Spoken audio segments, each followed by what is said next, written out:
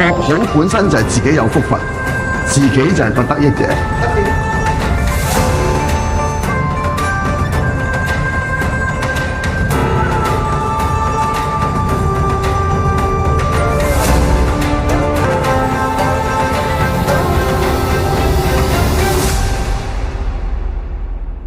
大家好，歡迎收睇天機，我係麥思敏 Gloria。喺香港教育界咧，有一位獨特嘅先行者，佢係明愛莊月明中學嘅校長，亦都係一位咧對詠春之道咧非常之熟悉嘅文化傳承人，就係彭耀君博士啦。你好，彭校長。Hello Gloria， 你好。彭校長咧，佢多年嚟啦，致力於將國家級非物質文化遺產詠春拳咧由武館帶入校園，主張文武合一嘅風格㗎。咁佢深信咧，傳統武術唔單止係強身健體，更加係磨練意志，體現中華文化哲學嘅最佳載體。你都玩咗好多年嘅詠春啦，其實喺咩契機之下咧，你係有同呢個詠春結緣嘅機會咧？詠春個名啊太大啦，自己讀書時期都想學，咁啊，但係去到自己做老師嘅時候有收入啦，大個仔咧，阿媽亦都唔會唔俾啦，咁於是咪就係去學功夫啦，咁因緣際會咧就輾轉認識到葉準師傅。開頭喺大學佢有啲班我就玩啦，咁跟住就係去埋佢屋企，真係叫咗做入室弟子，係入佢嗰個武館，入佢間屋嗰度學咁嘅。所以計下都好多年啦，係咪應該都玩咗？係啊，8、9年開始玩啦，咁數落都應該30多年咁樣。咁你玩即係詠春玩得好熟悉啦，後來點樣影響你嘅教育理念咧？哇！呢個咧就真係好大嘅影響嘅。因為其實你玩一種嘅運動咧，唔單止係裝備你一啲嘅動作，其實背後係有啲嘅意識咧，係去做到㗎啦。比如詠春，我哋每一下動作都要求係精準，咁差少少都唔得嘅。咁所以而家你話我打一個直拳，我夠直未咧？我其實覺得自己都未直。咁中間俾我哋睇到一樣嘢，就係話，其實有啲嘢係你要求得準確咧，其實真係有個尺度嘅，同埋都係唔應該對自己馬虎嘅。咁呢樣嘢影響緊工作啦。咁其次咧就係一個詠春好特別嘅，佢係一定要練對練嘅。咁所以你玩好自己嘅動作都唔得㗎喎。你現場係要同人有一個對練，你要去處理一個現場嘅處境。而個處境，因為我哋講黐手咧係一個冇設定嘅動作，咁變咗人哋點嚟你就要回應。校長工作大家知道有幾忙，咁其實係點樣抽時間去練習詠春咧？嗱，而家咧就因為好彩啦，有機會教到啲同學仔啦，咁你或多或少都做1、2個動作，咁啊有機會練啦。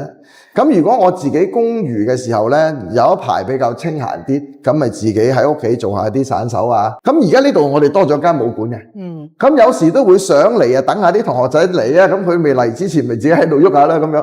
有時我哋都係做推廣嘅時候咧，特別即係不自覺製咗空間俾自己練習，其實呢個係自己得福。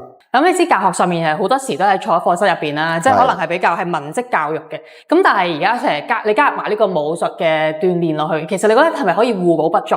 其實講兩樣嘢，我哋要令到我哋嘅孩子識得終身學習，而同時咧佢哋要全人發展。嗱，咁所謂嘅全人就應該大家都識得講啦，德智體群美啦。咁我哋宗教學校加埋靈咧咁。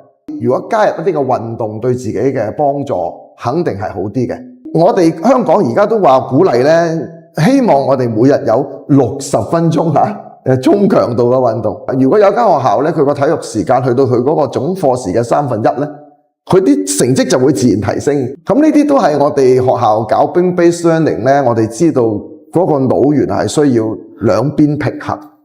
咁所以如果你話文同埋武咧，最大嘅得益係自己，因為兩者咧可以令到自己互相發揮。我知道即係你都非常之推廣呢個積極推廣呢個非遺啦，咁所以將詠春都會擺喺學校入邊嘅。咁但係即係初期其實會唔會喺教學上或者學生會唔會都遇到一啲困難？困難咧最大就係時間啦。因為我哋講而家我哋香港教育嘅生態咧，我哋都好多機會咧俾啲同學去試好多嘢嘅。特別係經過一輪疫情咧，大家都望住個電腦上堂一段時間，所以咧疫情之後咧出現咗我哋叫做一行家講話報復式嘅活動。咁個活動係多式多樣，咁變咗我哋嘅同學仔樣樣都有機會試咧，個時間咧就少咗啦。咁所以呢個咧係一個好大嘅挑戰。即係詠春係好講求咧小念頭同埋尋橋咁樣嘅。咁其實呢啲咁嘅拳術上面啦，即係點樣幫到學生去練佢哋啲咩嘅能力咧？我哋嘅套拳咧係好簡單，係3套拳，其實標誌住3個嘅學習階段嚟嘅。咁我哋第一階段就叫小念頭啦，咁啊第2套拳咧就叫做尋橋。小念頭咧，其實係俾大家自己做一啲嘅基本動作啦。咁你特別開頭嗰幾下咧係放鬆，同埋要令到自己有一定嘅穩定性。咁原來佢教我哋咧係除咗動作之外，仲教緊我哋情緒管理。即係你念頭正、終身正，其實與大相關就係當你打好個小念頭，即係你個基礎會做得好。咁但係你個人諗嘢正路嘅話咧，即係你嘅人生咧都會係發展得好。咁所以呢個就係第一個叫做小念頭，第一套基本訣。咁第二個就係尋橋啦。當我哋做好咗自己之後咧，就要講一啲嘅敵我嘅關係。咁我哋中國武術咧入邊講個手咧，我哋話係叫橋手。大家兩隻手一掂嘅時候咧，就知道對方係做緊啲乜嘢。我哋就要識得同對方嘅一種互動。咁所以又唔好淨係講自己啦，係要講我同埋人。就係我頭先啱啱講嗰個，就係我要識得明白個處境，嚟到用我自己學翻嚟嘅嘢嚟到應對，都係智慧。咁所以我就都好欣賞呢個中華文化，特別係詠春，因為越學越好玩。背後你覺得係咪都會令學生知道佢背後文化底蘊啊？即係佢嘅思想等等，係咪都可以體現到？嗱，我哋知道啦，我詠春有李小龍，咁李小龍其中一位佢係將詠春帶到海外嘅。咁而去到後嚟，我哋近年因為有葉問一輪嘅電影咧，咁亦都係我哋整個世界都詠春又再流行起嚟。咁其實係咪因為明星嘅李小龍效應同埋呢一輪嘅電影潮咧？固然係，但係其實詠春佢本身有個魅力嘅。當佢嘅內涵介紹到俾一啲外國人，或者反傳翻去我哋神州大地嘅時候，佢自己本身冇一種內涵，佢冇一種吸引力咧，根本就唔行得遠嘅。其實去到最後嘅，更加係我哋中華文化嘅哲學嘅智慧啦。咁師傅經常都講，我哋嘅動作要恰到好處，唔能夠過多，唔能夠過少，過猶不及呢個為之中庸之道。佢自然整個功夫嘅載體就撈埋晒好多嘅文化元素，佢就會融鑄成為一套好有魅力嘅一個活動咧，去送俾我哋嘅孩子，讓佢享受其中，佢自然受到熏陶。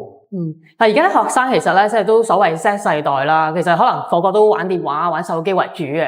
咁其實你點樣可以做到呢個現代同埋呢個歷史嘅平衡，令佢哋有興趣啊？去感受呢個中華文化咧？嗱，第一個咧就係當佢玩就係平衡啦。當你手機係咁掃，咁其實我哋而家係好快脆咁樣去處理一啲事情嘅。其實我哋人係有唔同嘅注意力嘅。當我哋去做學問嘅時候，一定要進入聚焦式注意力嘅。但係當我哋掃嘅時候咧，我哋個聚焦式個時間好短。咁因此咧，當你小念頭咧，如果我哋咁樣練得好咧嚇，啲前輩咧係成套小念頭打20分鐘喎。孩子透過呢種鍛鍊咧，已經係平衡翻佢平時用手機個快速嘅。佢肯練，佢就生活得到平衡。嗱，此其一。其二，你頭先聽我講啦，我哋而家好多時我哋都追求效能。快速。點解今日 AI 咁流行啊？因為我哋撳2個鍵，我哋已經得到我哋好多想知嘅嘢，甚至乎俾埋啲建議俾我哋，咁好似有晒方法。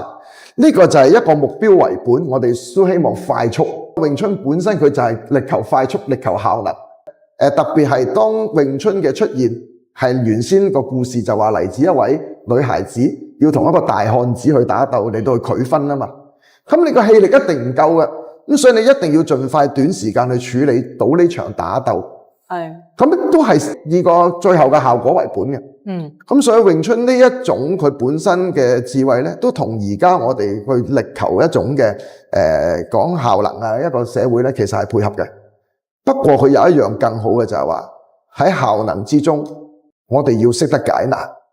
嗰個解難唔係淨係聽人哋嘅意見，係現場即時執生。我睇呢樣嘢咧。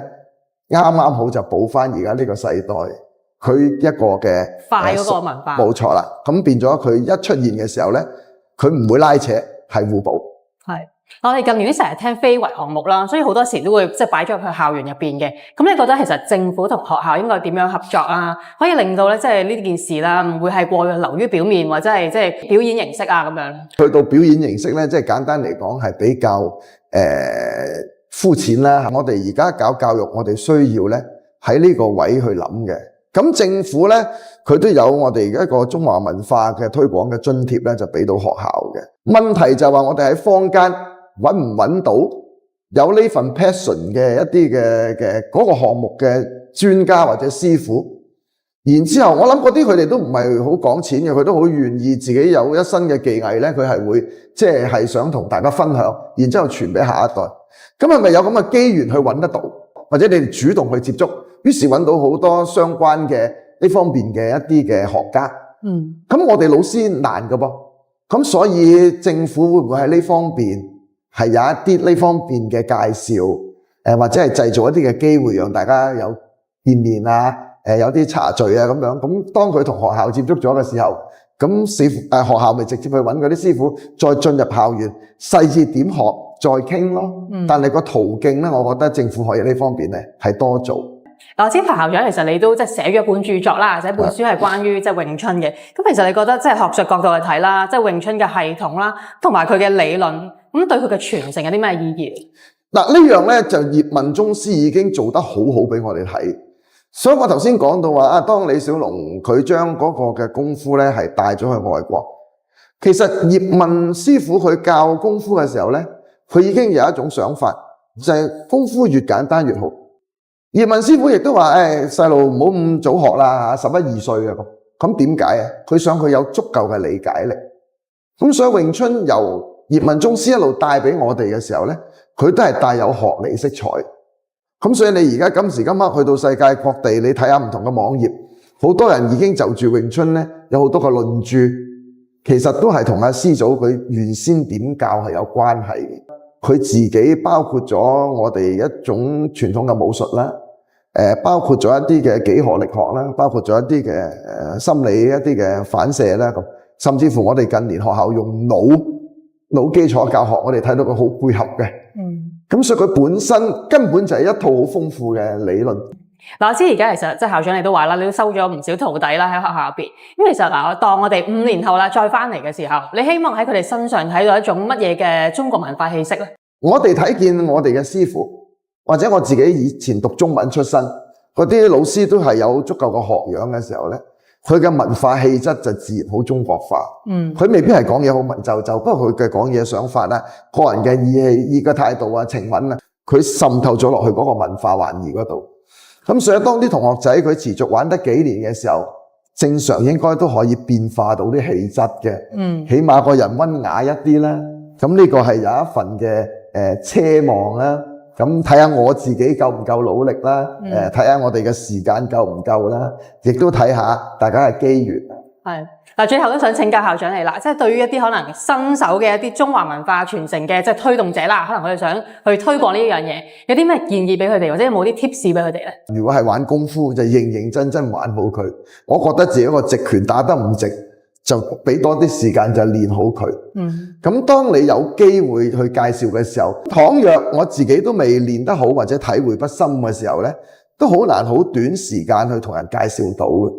咁所以我諗從裝備自己開始啦，而好似有一個好重嘅責任，好似話我學好又要推廣，都唔使諗到咁遠嘅。學好本身就係自己有福分，自己就係個得益者，得益者之後自己有能量，活好自己呢一個幻意嘅生活，佢自然有一份嘅推廣。咁我相信咧，觀眾朋友對武術點樣融入校園咧，都非常之了解啦。而家起於眉末，發於念頭。嗱，今日喺同彭校長嘅對話入邊咧，我哋睇到一位教育工作者點樣以武在道。佢令我哋明白到啦，傳承文化唔一定要坐喺課室入邊嘅，拳腳之間咧同樣可以體現到。嗱，多謝彭校長咧今日同我哋嘅分享啦。中意呢條片嘅朋友咧，記得 comment、like 同埋 share 啦。我哋下次見，拜拜。